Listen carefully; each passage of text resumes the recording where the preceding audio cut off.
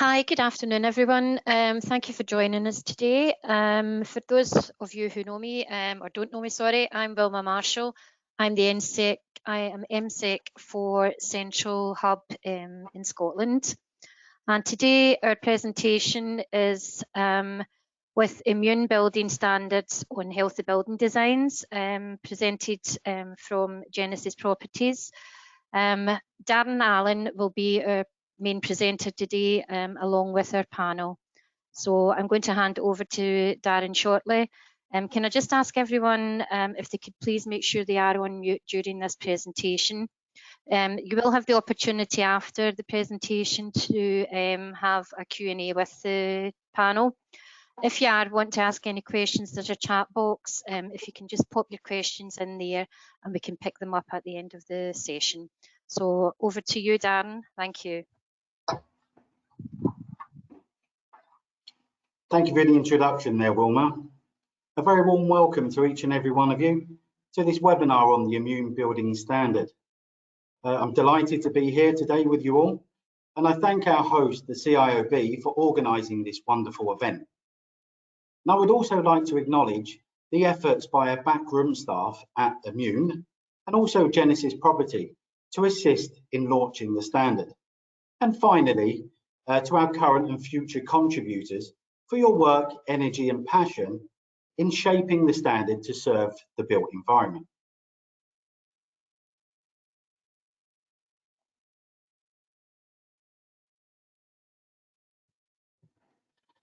So I see some familiar faces in the audience, but for those of you that don't know me, hi, my name is Darren Allen. I'm the Project Director for the Immune Building Standard and also the Development Manager for the Genesis Property business here in Bucharest, Romania. My background is program and project management within the context of main contracting, consulting and development management. The backbone of my career has been within the UK market, spanning 23 years. With the last 8 years, I've been fortunate enough to work within the Middle East, in Qatar and Dubai, and covering an element of Asia, and now in Eastern Europe. Apart from the great relationships and friendships developed, I would like to share a lesson learned from my journey, if I may. And that's not negating the technical and commercial responsibilities that we deal with in our roles. So I place a strong importance on culture, customs, and the environment, which has refined and shaped what I do today. Being submerged outside my comfort zone has brought me so many gems personally and professionally. And this one being one of the factors that have encouraged me to complete a 6-year doctorate program in international business administration. I'm joined today by 3 amazing people, and I will briefly introduce them all to you. Livia Tudor is a businessman, an entrepreneur. By trade is an aeronautical engineer who is a forward thinker, an inspirational leader, and having the opportunity to work closely with him, I know that he's passionate about 3 things, which he holds in high regard, and that is people, the community, and the built environment. Mr. Tudor is the founder of the Immune Building Standard, the chairman of Genesis Property, and also the president of the European Property Federation that's based in Brussels. My colleague and partner in crime, Gavin Bonner, his background is commercial and project management, and he's worked extensively within Asia, be it Hong Kong, a small stint in Singapore, and also extensively within Malaysia, where he was one of the original constructors of the Petronas Towers that we know that sit there quite prominent in today's life. He's also had senior positions within the Middle East, Central and Eastern Europe, and Gavin is the Vice President of Genesis Property and the Immune Building Standard. Catalin leads the Genesis Property marketing and communication strategy platform. He has an impressive portfolio connecting products and services with audiences on different markets, cultures, and platforms around the world. He has a background in industrial design and has a natural inclination to translate complex concepts in narratives that reach audiences at a human scale. Catalin is a curious artisan and a storyteller who spends his time between Bucharest and New York City and anything in between. So this is our panel for today.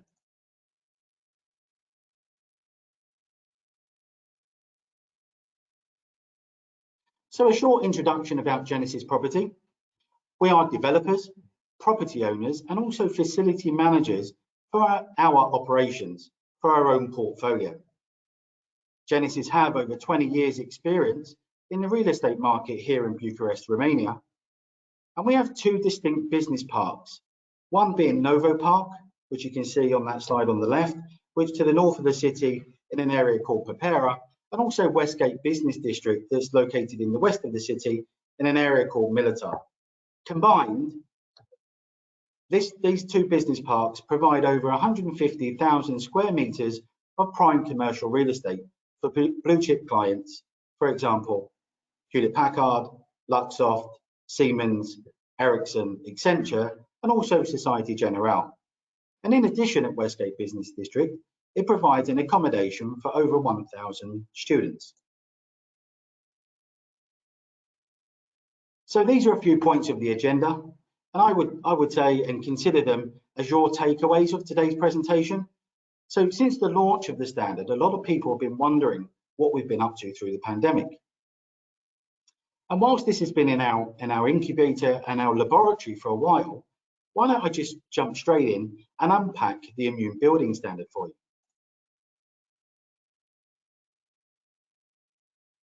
So last year, we felt the impact of the pandemic. Starting from March, we started to take a closer look to our health and our own personal immune systems, as I'm sure we all have at one point or another during the last 11 months. And within this context, we simply took this idea, looking at our own immune system, into our live business environment to test drive an idea. And that's when we knew we needed and established a task force. And what we found out was really fascinating.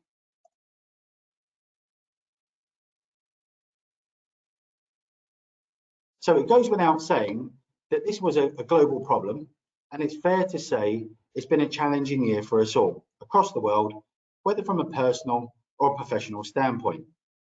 The way we live, work, and interact has changed, and 2020 has taught us to be flexible and adaptable. But what we can say for sure, when faced with adversity, is that we become more resilient. And I would ask that you keep this in mind for later on in the presentation.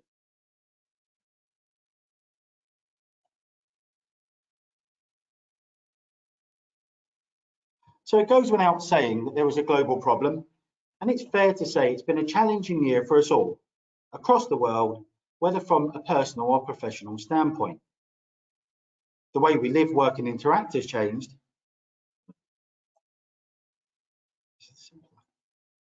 Sorry. So this is how we come about. We call it the Immune Building Standard, which is launched in the summer of 2020 to boost the resilience of our built environment. And surprisingly so, the attention has been high and far-reaching. This is the media interest from the Tier 1 channels. And this global media coverage from west to east, and whilst this runs in the background, I'll just talk over the top. But we've had a huge interest from global and multinationals, but also global institutions.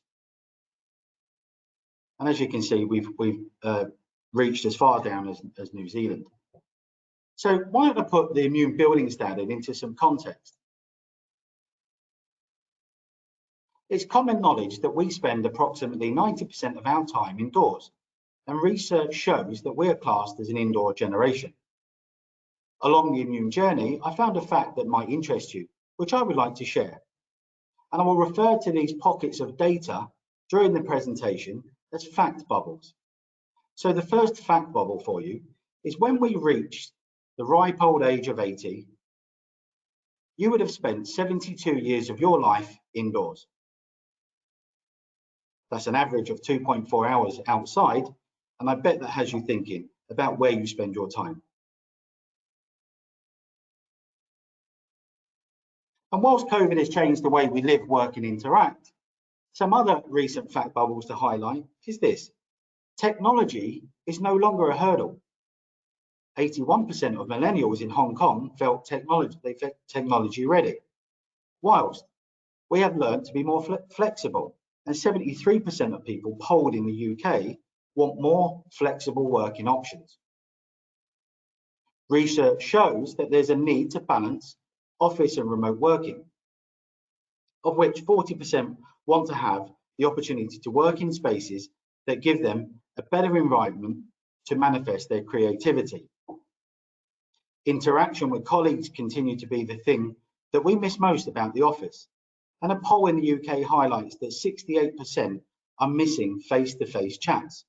And this is comparable to a stat in Hong Kong that shows 61%. And another stat that shows 36% believe that the entire team within the company that they're working for will return to the office this year.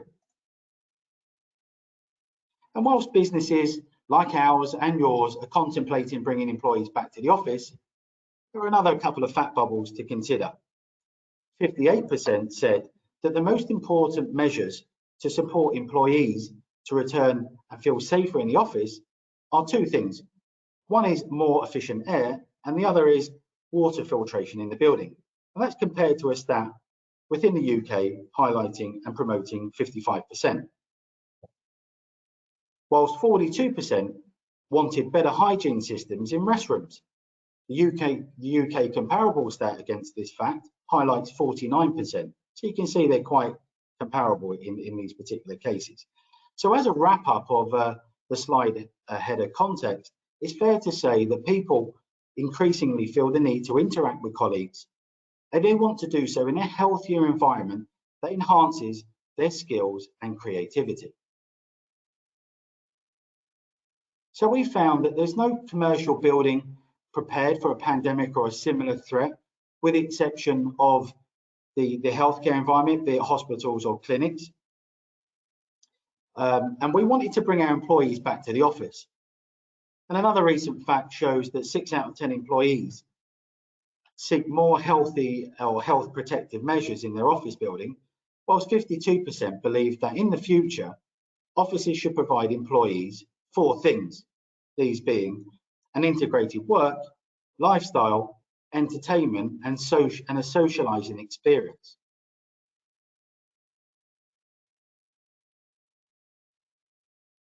And in order to do so, our workplaces need to be more resilient to the future health challenges. And we noticed that there was a shift in demand where buildings need to be prepared and focusing in and around redesigning, re-engineering, and also reorganizing the facility management, personnel, and business functions. So let me give you something to ponder over. Who here would agree with me? And you can interact by a show of hands in the chat room. Do you think that our building engineers and facility managers are the true heroes of our health? We found that people who manage your building have a greater impact on your health than your doctor. So as part of the solution, we set up a research and development team, a team of experts, subject matter experts within their field, and considered as black box thinkers, and to find a solution within the particular clusters of science, medical, technology, engineering, and architecture. And as part of that solution, they were allocated a €1 million budget to deep dive within the clusters of research development, design, testing, logistics, and implementation. So what is the Immune Building Standard? Quite simply, it addresses the immunity of our built environment. And we're modest to say that it's the world's first open source building standard, inspired by, of course, technologies and procedures that have been applied within clean rooms and hospitals. And as I mentioned earlier, we sort of test drove an idea within our business parks, and we've taken and imported the best elements of that and tailored that within our commercial real estate.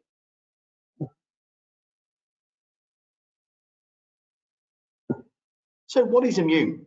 Really simply, at the heart of Immune, it covers 123 technical solutions and facility management practices with a back to basics approach. This heartbeat of the standard is a panoply of measures that are grounded in science. And a key takeaway here is this: these are practical measures that can be taken into your business environment overnight and the very next day, where you will feel the effect and impact immediately.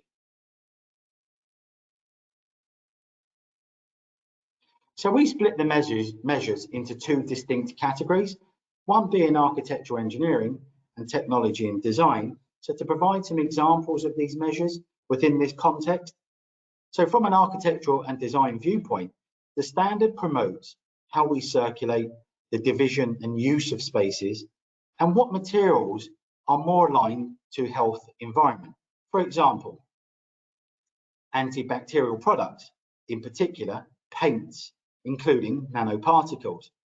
But from the standpoint of engineering and technology, again, there are so many aspects considered in the immune standard, but a couple of examples for you are air quality, using sensors to monitor air quality, water quality, regular harvesting, and display of drinking water results.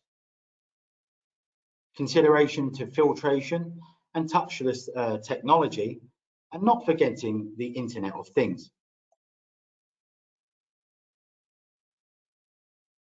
And on the flip side, from an operational practices, where we're looking at perpetual and ready to activate, some facility management examples from the perspective of perpetual is about enhanced PPM, preventative plan maintenance, considering maybe type or condition of filters.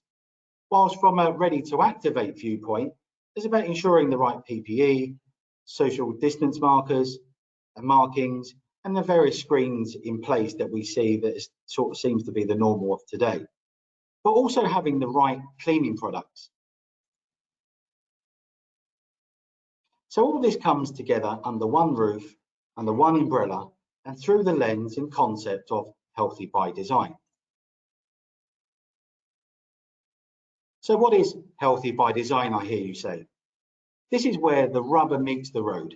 Practically, it's to develop, design, engineer, and maintain, but with the most important and the most significant mindset of all, and that's to have health in mind. So we know that there was a paradigm shift. Currently, business leaders use HR tools to interview their talent to become more productive. And that measuring tool, as we all know, are key performance indicators.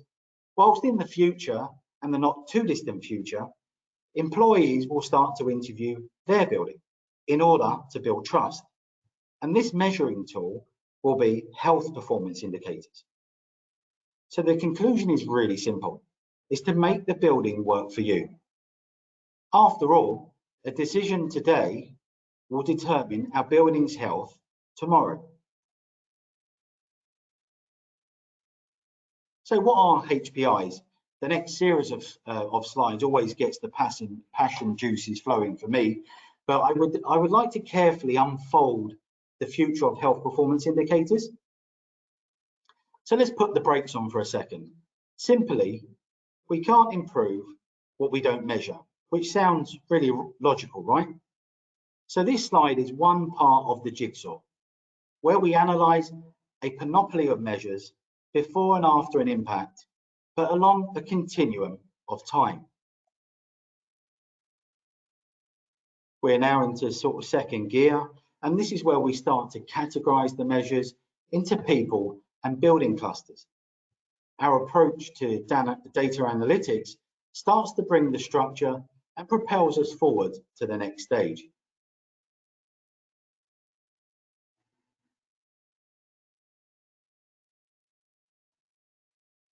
This is the penultimate slide on HPIs, or health performance indicators, where we bring this all together.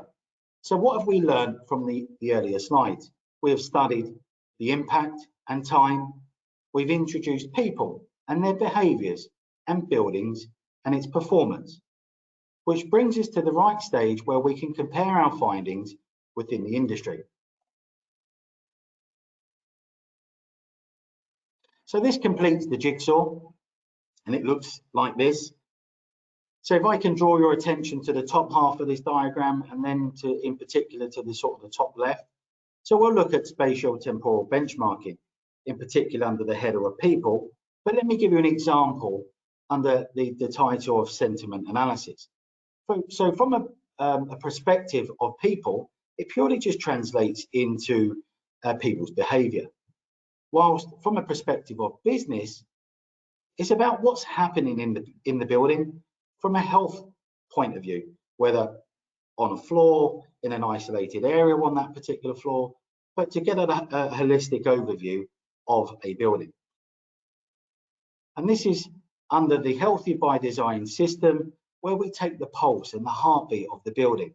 And as you can see, it's centered around 9 pillars of the standard.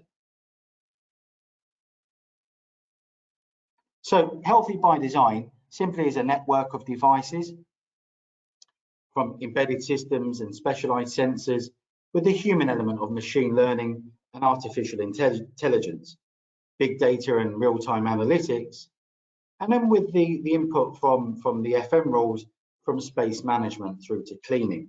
And we've added another dimension to this, which is health rules. But what does that all mean? As buildings are entering the big data era, new sensor technologies are making the invisible visible, allowing us to see in real time how buildings in the outdoor environment fluctuate from minute to minute against an older model that would traditionally be viewed either monthly, quarterly, biannually, or even on an annual basis. So with the input of the new health rules, we're able to monitor a building's health, and that will be in sort of two dimensions, whether it be remotely or on site. We're able to collect data through data points that we've predetermined. We then present that within the digital twin, and the location of this will generally be within the main reception of the building. And we'll talk about the digital twin in a lot more detail later. And once we collect this data, we're able to adjust and act on the information that's been provided via the building management system in terms of an automated process, and then from a human aspect, from the immune steward, who has a very important and significant role within the standard. So this is a sample of the tool. The assessment scoring index used to certify the immunity of a building. How it works is really simple. The index at high level at 30,000 feet is 7 well-defined categories, and at ground level, you heard me talk about earlier, at the heart of immune is 123 measures. But what they cover is 3 things: property owners, tenants, and facility management responsibilities. So how does the certification work? It's the same path as any other certification body. It has an assessor who evaluates, scores, awards the label, and like any other standard. So the label received during the official assessment demonstrates a building's diligence and commitment to implement a healthy by design approach, attaining an immune shield of either 3, 4, 5 stars, being strong, powerful, or resilient. So let's rewind in time for a short second. It's widely known that the green movement started back in the 1970s, and the main goal and target and focus was about energy saving for the built environment. Whilst in the 2020s, the healthy building movement is on the rise, and the main goal, target, and focus here is health, to save lives, businesses, and economies. And whenever the two are in conflict, health will always prevail. So this is why the immune building standard, we focus on health, but we do integrate energy saving and sustainability in part of the building's life. This is why our objectives to certify the resilience of built environments are linked to minimize, is about minimizing the impact of such a pandemic like COVID-19 that we're experiencing thus at the minute, but also any future bacteriological or toxicological threats. I was even go as far as saying that we also want to minimize the experiences like flu. We always hear in the office or in our schools the bug is flying around, but we don't minimize the spread. So why is that? So we create a set of mandatory requirements through the lens and concept of healthy by design to instruct, educate and prepare facility management personnel and business functions, to protect occupants and visitors, to ensure productive spaces for people and resilience for our built environment.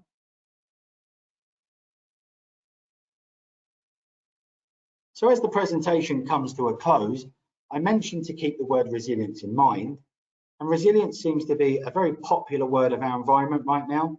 And the best definition for resilience is the process of developing and incorporating a set of specialized procedures, adapting a building to perform well in the face of adversity.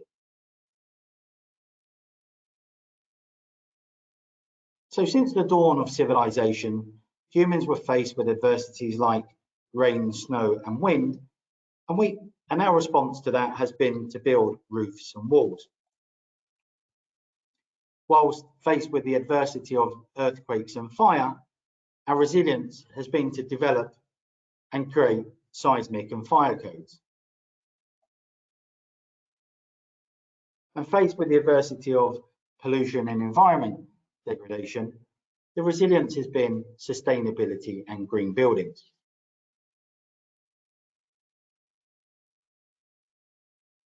And now we are facing a pandemic, and there is a need to build resilience through a building standard to increase the immunity of our buildings. So you see, humans in front of adversity, not negating before, will find a way to build resilience in our built environment. So I'm going to give you something to sort of ponder over. We shape our buildings, and afterwards, our buildings shape our health. That was a quote from Winston Churchill. The unequivocal truth is, it's taken a pandemic to find the right attitude. And now more than ever, we're in the business of building trust more than we're in the business of building walls. So I'd like to quote a professor from Harvard University, who was also the director of the Healthy Buildings Program, Professor Joseph Allen. He said, I quote, "The premier health story will get the premium rent. And we feel it goes beyond that, where owners, contributors, and assessors alike will also benefit." So from an owner's perspective, that owners need to build trust through visible felt leadership and act responsible, and building trust in front of their tenants, employees, and the economy. Because after all, a healthy business is built with healthy people, and healthy people in the end will build a healthy economy. So the benefits for contributors. I would like to emphasize the key word here being reputation. And it's the winner's circle. You hear me talk about earlier the subject matter experts and black box thinkers, and this particular cohort of specialists are best in class, and we consider them as our expert community, where all their work from research, design, implement, measure and feedback is put to the test for a better perspective to ultimately reshape COVID and post-COVID design criteria. And again, it goes without saying that health is relevant today. We have in development an online training and video case study library. We call it the Immune Library. And this library is there to train and equip our assessors to assess the various sectors in our industry, like commercial office buildings, residential, education, healthcare, etc.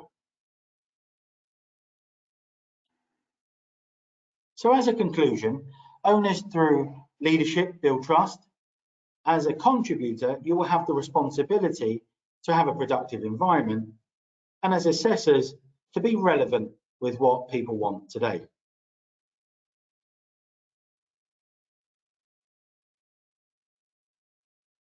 So this is our collaboration call, because we believe that anything through the lens of collaboration can be achieved.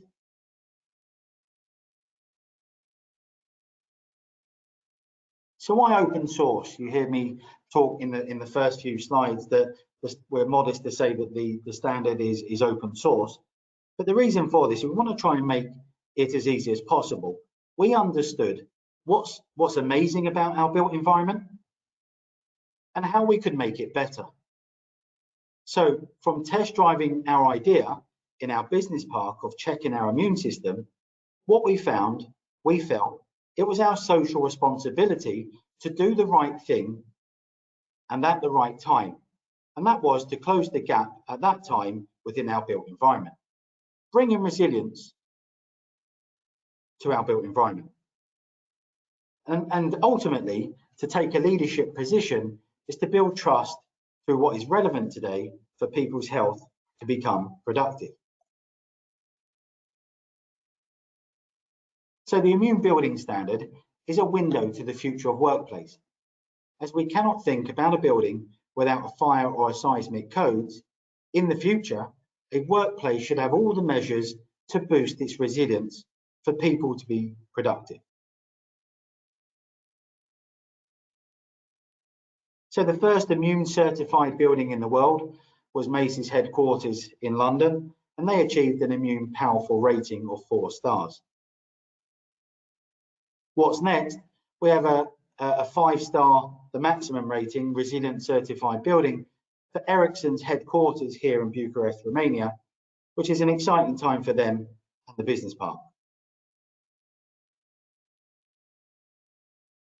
So these are our global entities. I'll let you sort of read through those, who have reached out to us to further develop the standard, and we are in well-developed discussions. What's next? Our mission is to have one building in every major city in the world to wear the shield of Immune for their respective building, bringing resilience to protect people and make the workplace a safer place.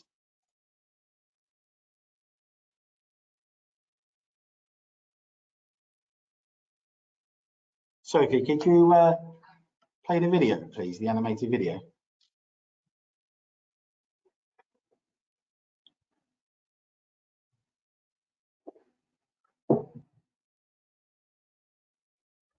I am your immune steward and invite you to the Healthy by Design world of tomorrow.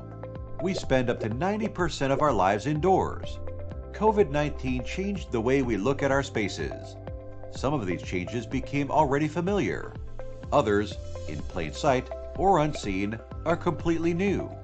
Welcome to the future of workplace. New amenities and existing ones transformed will be instrumental in enhancing the resilience of office buildings. The Immune Digital Twin Display will tell you the daily improvement of main immunity indicators in your office building and other safety information. The Immune Quarantine Room, a specially designed, fully equipped, and ready-to-use area in case of an immediate need to isolate any infected people. The Emergency Immune Warehouse, contriving a rapid and effective relief logistics system for a pandemic response containing specific protective materials, including PPE. I am responsible to implement and monitor all the Healthy by Design activities, and under the Immune Standard requirement, indoor air will be different. Crowded areas such as meeting rooms, cafeterias, or breakout rooms to be fitted with high-class filters for the intake air. Bathrooms will look and feel different, having ozone water treatment for sinks, round corners in the toilets for proper cleaning, application of washable antibacterial, anti-mold, antivirus paints, spaces and surfaces will be different. Built-in technologies to enhance the sanitizations of indoor spaces in the prevention of pathogen spreading. Arrange outdoor areas with dedicated occupancy observing physical distances. UV lighting disinfection in the elevators and in the elevator shaft. So when you're back in the office, I'll show you more. It is my job to keep your workplace safe. See you soon!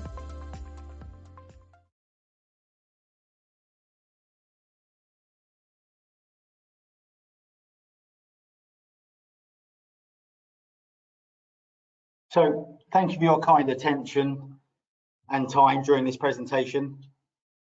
I hope this presentation and the Q&A session that follows will provide you with a good overview of the standard.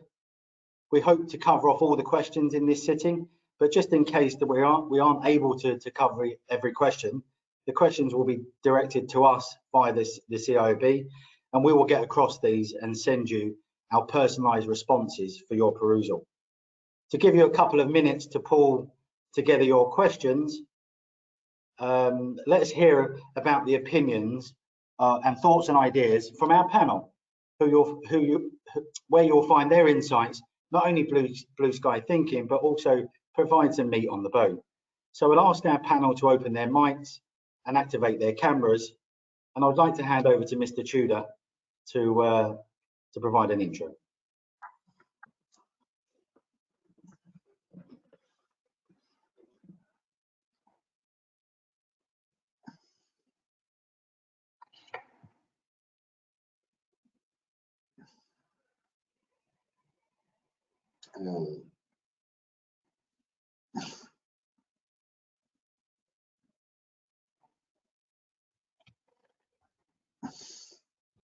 Sorry, we're not hearing you.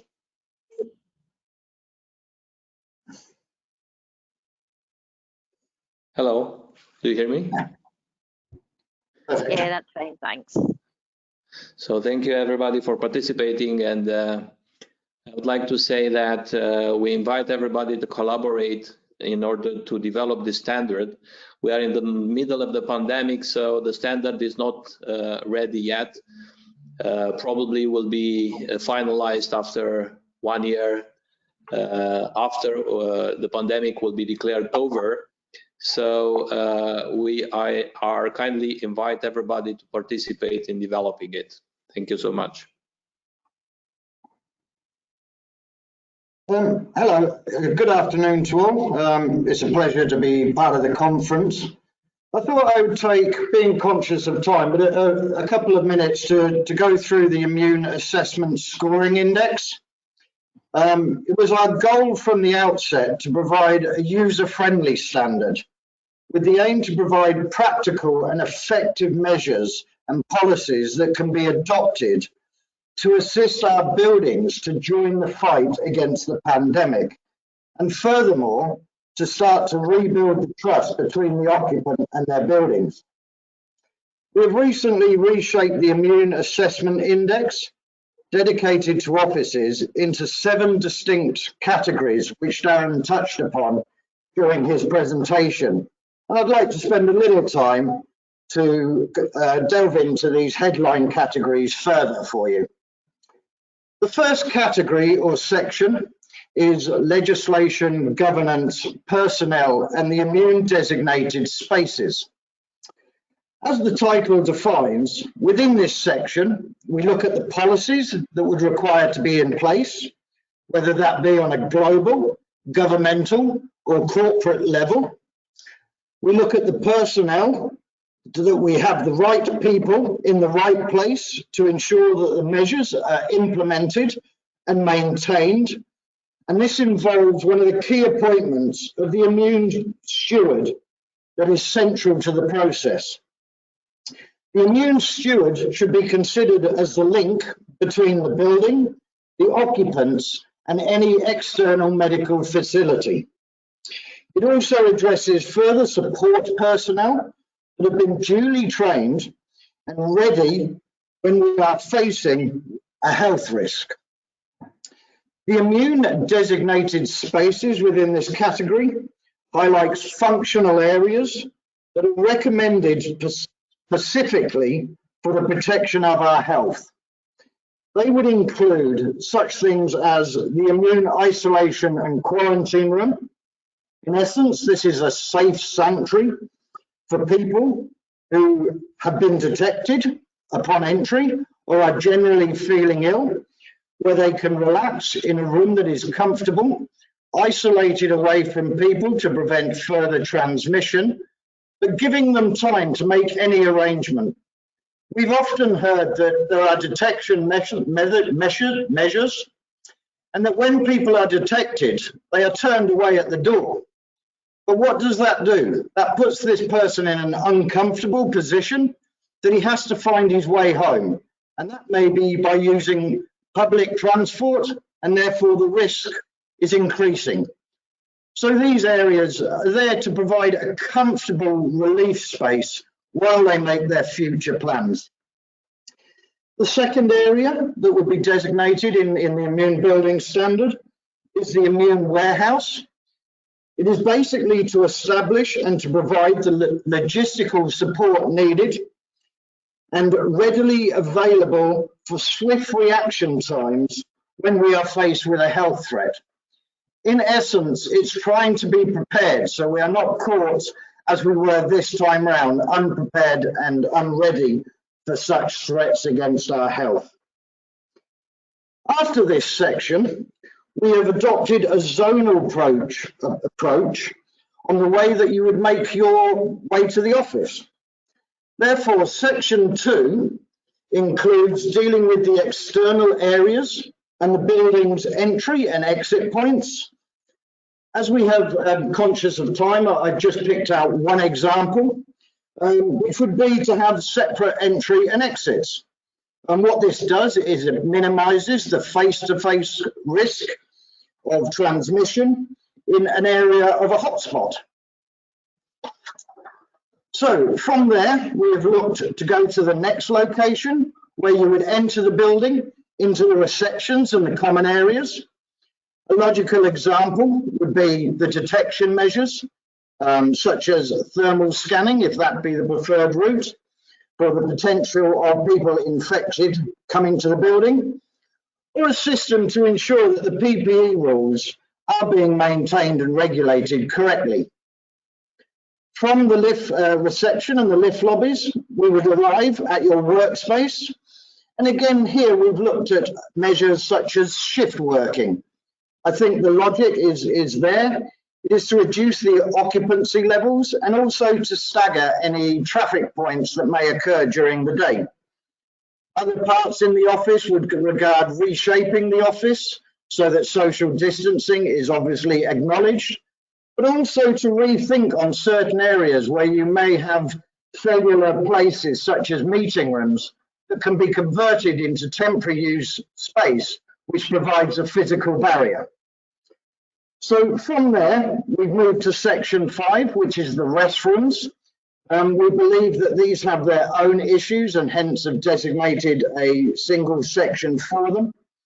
An example within these areas, again, would be touchless technologies.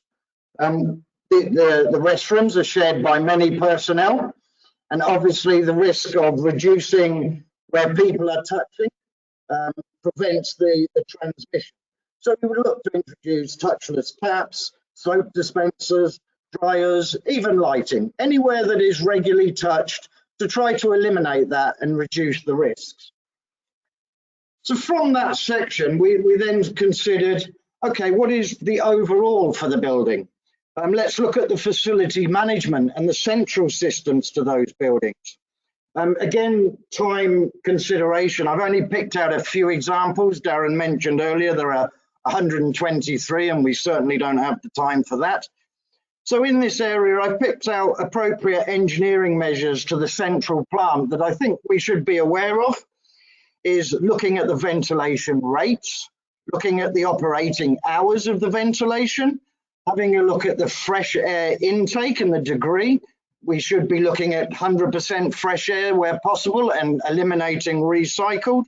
And then obviously a higher degree of filtration to take out as many pathogens as we can at the source before entering the building.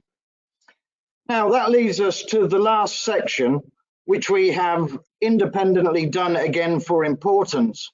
But we feel a key aspect, which was mentioned in Darren's presentation, is about communication. And this is the communication between the building and the occupants. And hence, what we're looking at within this section is the matter of the digital twin. This is communicating everything that the building is doing on our behalf. It's trying to create, as Darren put earlier, the invisible to the visible, so that people know what the environment they are entering really is doing and trying to protect us in this health. So, as I say, I did have an eye on time, so I kept it quite succinct, but obviously there are 123 measures out there, but thought that would give us a good overview of how we've approached this standard.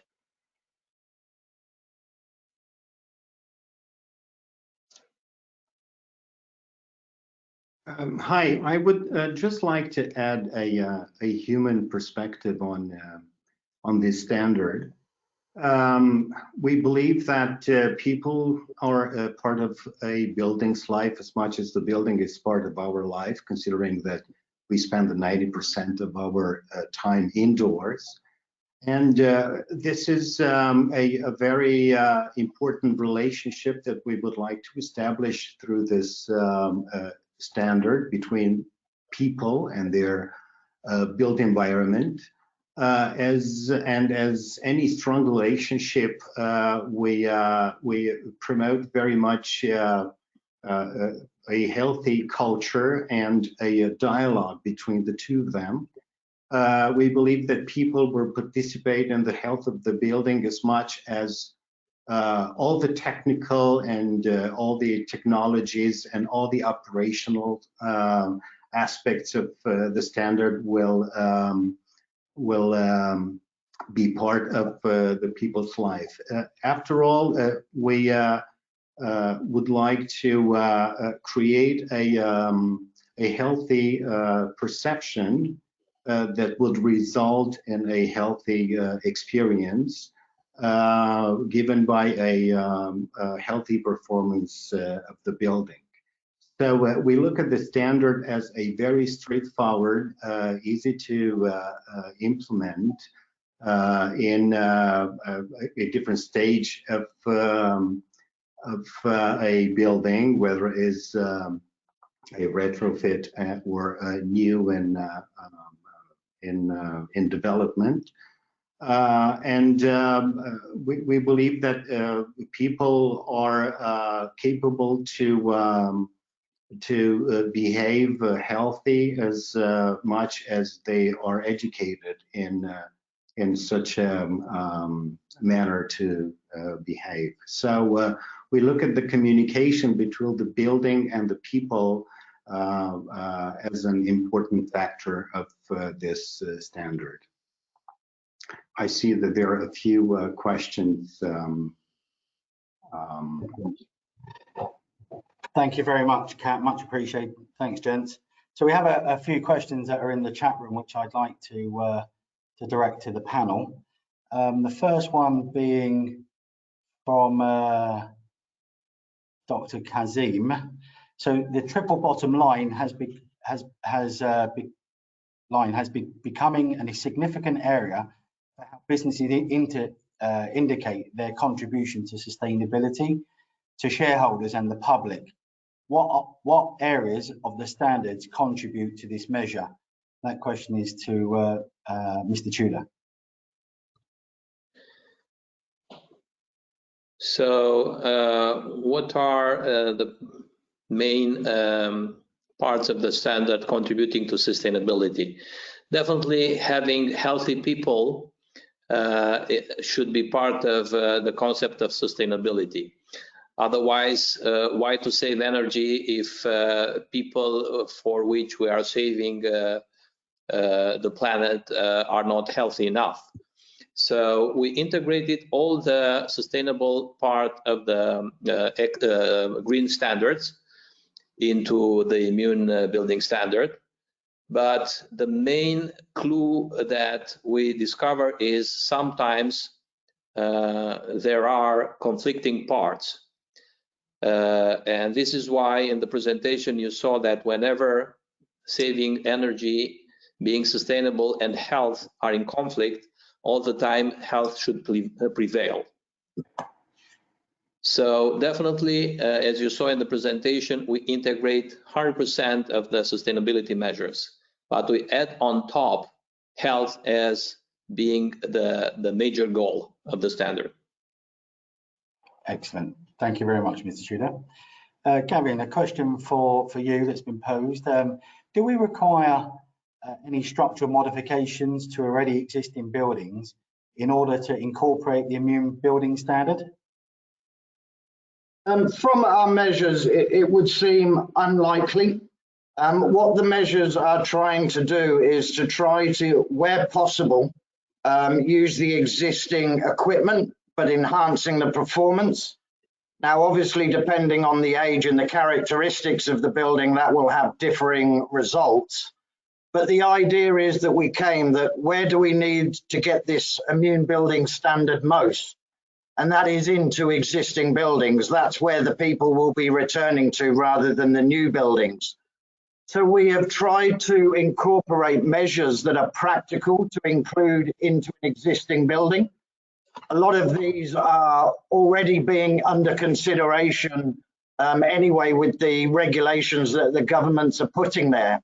So our immune building standard is developing upon these, and where practical and providing effective results to try to modify the building to upgrade with health at its heart rather than other aspects and traditions that may have been dictated prior to this pandemic. So a lot of it will be about reconfiguring what currently exists in your building. So we don't anticipate that it would lead to large structural matters or changes within existing buildings. Excellent. Thank you very much, Gavin. Mr. Tudor, one question for yourself is, there's been a couple of questions asking, what is the cost of the accreditation? The cost of the accreditation itself, just because we are at the beginning of the process of developing the standard worldwide, it's zero for the moment. We look at it as a CSR effort, corporate social responsibility. So this is why we do not have a cost for something like that. There is also a cost in implementing measures in the building because we should take care of whatever investment as owners we are supposed to make in the buildings. And that one is less than 2% of the initial cost of the building. Excellent, thank you very much. Kat, just a question for you that's just popped in. Could you give us an overview and the approach for immune in terms of the next year ahead?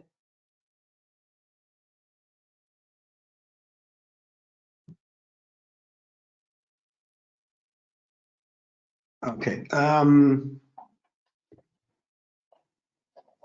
Well, first of all, there are a lot of information out there about measures, and there are a lot of actions actually that are being taken in all areas of the built environment.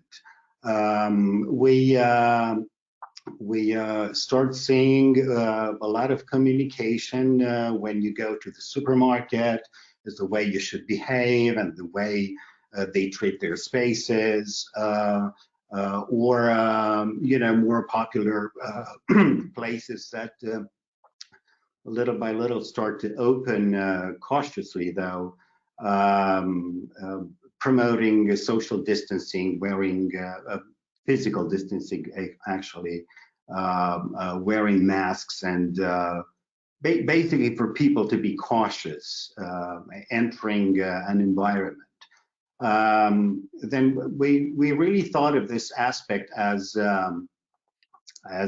continuing to curate, to say, a different level of measures and come up by the end of this pandemic with a most coherent set of measures and rules that will last not only through this pandemic, but to other adversities as well. You know, they could be seasonal flus, they could be industrial accidents, will be an increase of pollution. So what we would like to establish in terms of communication is this relationship between the healthy by design system communicated to people to realize that a building should be resilient throughout all kind of adversities or health challenges like COVID is presented. So it will be a continuous part of communicating this standard at as we said, at a human level as well as business level between owners and tenants and their employees. Because afterwards, you know, healthy economies are built with healthy people, and we noticed that as a general conclusion that the built environment is as much responsible for our health as we are for ourselves. So we'll continue to develop the standard in all details addressing most of the environments, the built environments that we will enter, whether it will be an adversity or not in the future. Thank you very much, Kat, much appreciated. A question for Mr. Tudor. Does Genesis as a developer build to net zero standards? And does it measure its carbon inputs against its construction techniques, materials and sources? Yes, absolutely. This is what we emphasize most. It's about near zero energy emissions, and we apply it in both our parks with the help of NLX, which is a huge company here in Europe.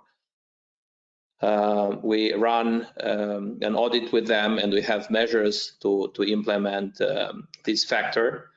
Also, carbon foot, we are working with 2 companies from UK in order to be a leader into the industry of offices, showing the much care possible for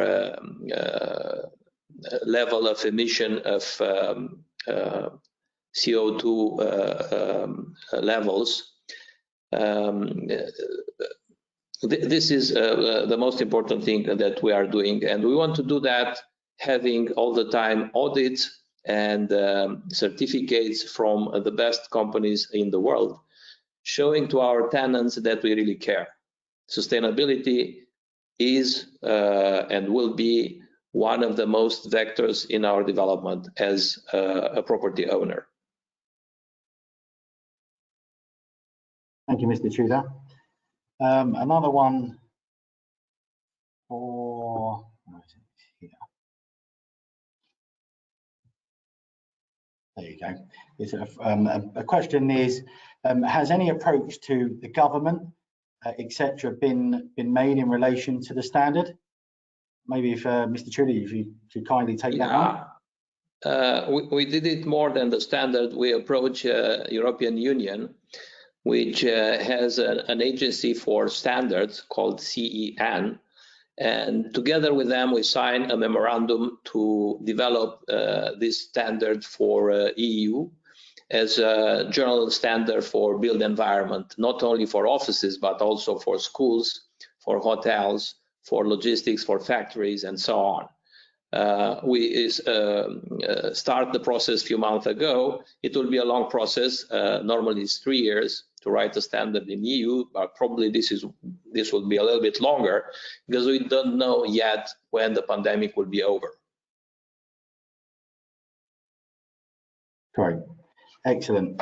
Gavin, a question for you that's been posed. How does the immune building standard compare to other standards that are out in the market? We acknowledge the other standards. Obviously, they're doing great in their fields. Where we have come from, though, is we've started obviously within the pandemic scenario. So our focus has been mainly on health in respect of viral, pandemic, bacteriological entities. So that's been our starting point. So we're not bridging a gap. We've started with that scenario. So that's what we have at the essence. We're looking at those elements, and then we're spiraling out for further health issues. We also feel that, as you heard, that we have 123 measures. We are delving a little bit deeper rather than some of the philosophies and policies, actually to providing practical solutions and measures to what's coming up. So we feel that we've targeted that area to give people a broader answer into what they can do on a physical basis and not just the processes and procedures. So as I say, we've taken a slightly different approach, but the aim is that we are up there looking for health as being the main reason, and that's at the heart of ours. And then we're branching out into the further wellness, etc., that some of the other systems have focused on specifically. So that, I would say, is probably the main difference of the approach that we are taking to getting that information into the marketplace. Excellent. Thank you very much, Gavin. And just one more question for you, Gavin. The question is this: are all technologies and materials required to achieve the immune certification readily available on the market at present?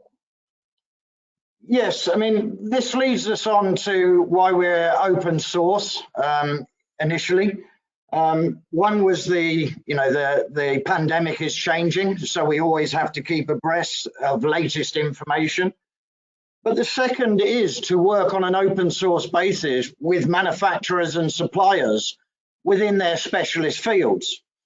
They themselves are taking up the fight and doing a lot of research into what their specific element of speciality is to fight this virus that we're all facing. So we're working with manufacturers and suppliers and getting their contributions, not only to make sure that the systems are readily available, but also they have gone through the process of being checked and audited to make sure they are suitable for implementation.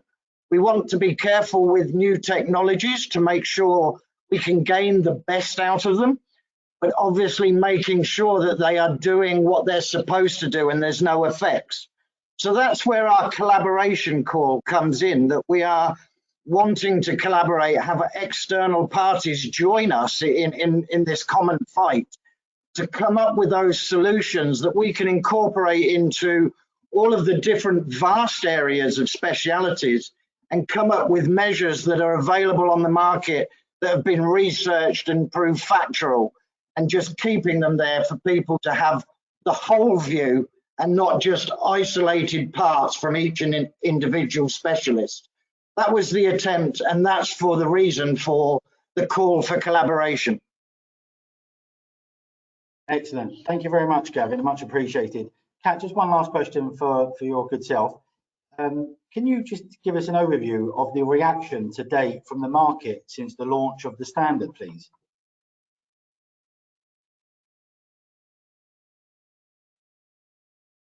The reaction was actually overwhelming from both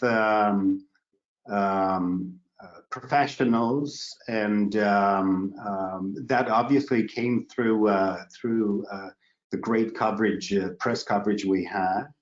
But most importantly, people in the last survey we conducted nationwide, people expressed their need for a clear straightforward line of measures without being caught into the technical explanation. Because it's this aspect of professionals who have a certain language and terminology, and people who in the end have to benefit from this standard. And when when you tell people that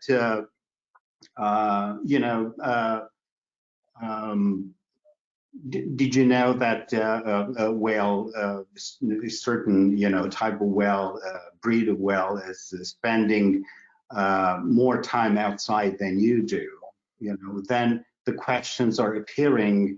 Oh well, then the air that I'm breathing inside becomes more important than the air outside because I spend so much time. So people relate so much easier to examples that are close to their heart rather than the technical aspect, and then afterwards they know how to conduct their behavior to really become a integral part of this system of keeping their environments safe.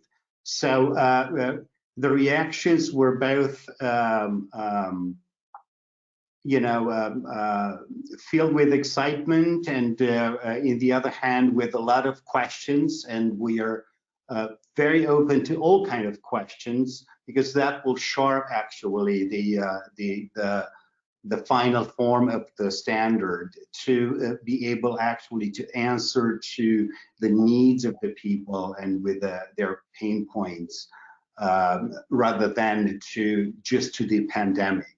So we are very much focused to how people will benefit directly and how we will express that to them. Because in the end, people are the ones who are part of the businesses, and the businesses are our tenants, and we want this great communication between tenants, building, people, and in the end, economy. Great, thank you very much, Kat, much appreciated. Just some really great questions there. So we've got the last two that I'll wrap up in one for Mr. Tudor, if I may. Mr. Tudor, what is the validity of the certificate and what is the duration of the assessment? If you could request a response from you on that before I wrap up this end. Yeah, assessment can be as fast as the building owner is ready to investigate, and we will reply very fast with our assessor, definitely. Based on our experience, between 2 and 4 and 6 weeks from start to finish the accreditation, and based on the willingness of the building owner, we can finalize such a process. And the second question, in fact, the first one was? One was the validity of the certificate, and the other was the duration of the assessment.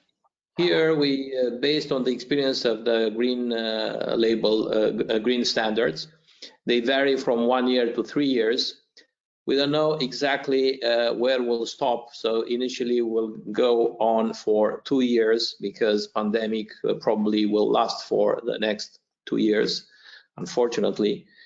But probably in the end, we have to come back in 3 years' times. Excellent. Thank you very much, Mr. Tudor. Would you like to provide a closing note? I do have a close down from our side as the immune building team, but would you like to say something, Mr. Tudor? Yeah, I want to say that the presentation is not capturing the real measures. It's more about the philosophy of the standard, but the real juice of the standard is the measures. If anyone will have time to read the measures, to spend a little bit to understand it, of course, we are very open to discuss with everybody. You'll see that we are working with international companies, one of the best in the world, to establish the latest news in technology. It's not about what everybody knows, physical distancing, masks, and so on. It's much more on what's happening in a lift with UVC lighting, with what's happening with our water, and how we can implement measures.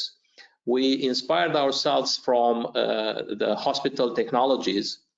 We are not inventing the wheel, definitely, but the mixed, in my opinion, it's something new in the world, and we compare with whatever is new right now in this field. And I think the global effort we are taking with our global partners is leading us to one of the helpful tools during pandemics.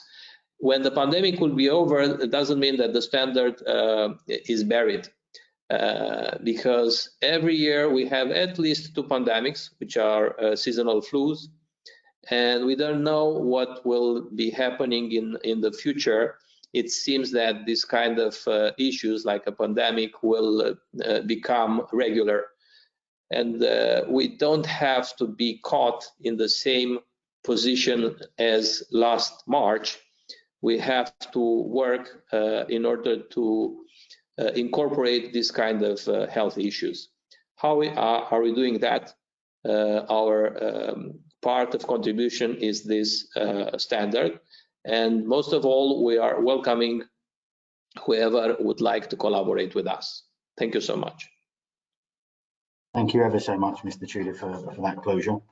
So, Wilma, before I hand back, so on behalf of the Immune Building Standard, it was a pleasure to present to you all today. We thank you for your valuable time.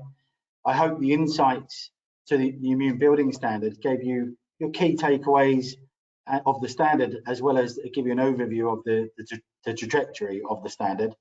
You heard our call for collaboration, and we do look forward to connecting with you as owners, tenants, assessors, and suppliers in the future. And I'll now hand back over to Wilma and the team. So thank you very much. Thank you. Thank you. Thank you, everyone. Thank you for the team for a very interesting topical presentation that you have delivered. I hope I answered all your questions. If there is anyone who has still further questions and would like to send these over to the panel, if you want to pass them on to myself, I can then forward them on to the panel. Again, as Mr. Tudor had said, if anyone wants to discuss this further, please don't hesitate to send me your information and we'll put you in touch with Mr. Tudor and the team. Once again, on behalf of CIOB, thank you so much, everyone. Very much appreciated. Thank you. Thank you.